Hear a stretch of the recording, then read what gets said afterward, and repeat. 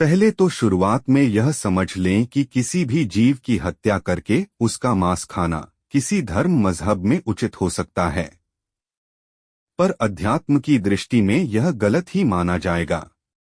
पर एक मांसाहारी व्यक्ति जो यह मानता है कि मांस खाना गलत है और वो उसका महिमा मंडन नहीं करता है, पर किन्हीं कारणों से वो अभी तक मांस छोड़ भी नहीं पा रहा है, अध्यात्म में उतना गलत नहीं है जितना वो शाकाहारी व्यक्ति गलत है जो यह मानता है कि खाने को लेकर बहस नहीं होनी चाहिए, जो भी कोई खाना चाहे खा सकता है। इसके पक्ष में तर्क दें और कहें कि शाकाहार और मांसाहार दोनों सही हैं, जिसकी जो इच्छा है खाए। अध्यात्म की नजर में यह छल या धूर्तता मानी जाती है, कहनी और करनी में भेद माना जाता है, क्योंकि ऐसा बोलने में इसमें मांसाहार को उचित ठहराने का एक प्रयास छिपा रहता है। एक मौन इजाजत भी कह सकते हैं, जिसको अध्यात्म स्वीकार नहीं करता।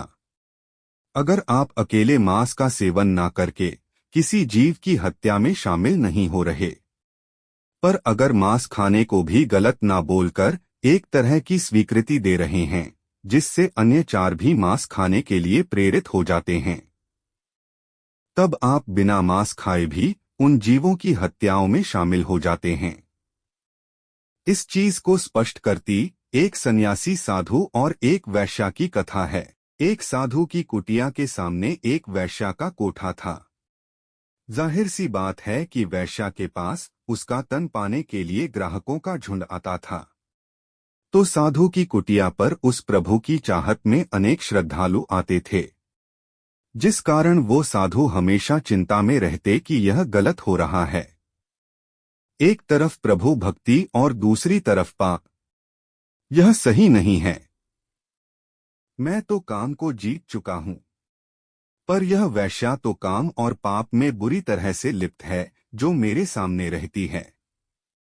साधु हमेशा इसी चिंतन में लगे रहते। कई बार तो वैश्या के नाच गाने को सुनकर उन्हें जलन भी होने लगती कि यह कितनी ऐशो आराम में रह रही है। साधु का अब पूरा दिन ध्यान केवल वैश्या और उनकी गतिविधियों पर ही लगा रहता था। उधर वैश्या की हालत देखिए, वो भी साधु के चिंतन में लगी रहती। वहां होती गतिविधियों के चलते उन्हें पछतावा होता कि वो यह कितना गलत कर रही है, पाप कर रही है। वो भी एक साधु सन्यासी की कुटिया के सामने।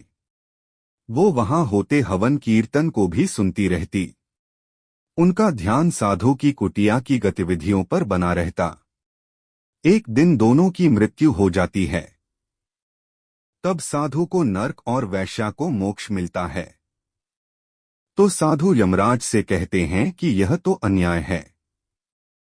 मैंने पूरी जिंदगी प्रभु भक्ति में गुजारी है, तो मुझे यह फल, पर वैश्या ने पूरी जिंदगी पाप किए हैं और उनको यह मोक्ष। तो यमराज कहते हैं कि तुम साधु के भेष में थे, पर तेरा ध्यान हमेशा वैश्या में लगा रहा और तुम हमेशा यह भी सोचते रहते थे कि यह वैश्या पाप करके भी आनंद में रह रही है। पर इसके उल्ट वो वैश्या का ध्यान तेरी कुटिया में हो रहे हवन कीर्तन पर लगा रहता था। वो अपने गलत कामों को लेकर निरंतर पछतावा करती रहती थी, जिसके कारण अंत उसका मन पवित्र हो गया था। भाव बदलने से जीवन बदल जाता है। इसी कारण से उन्हें मोक्ष मिला है।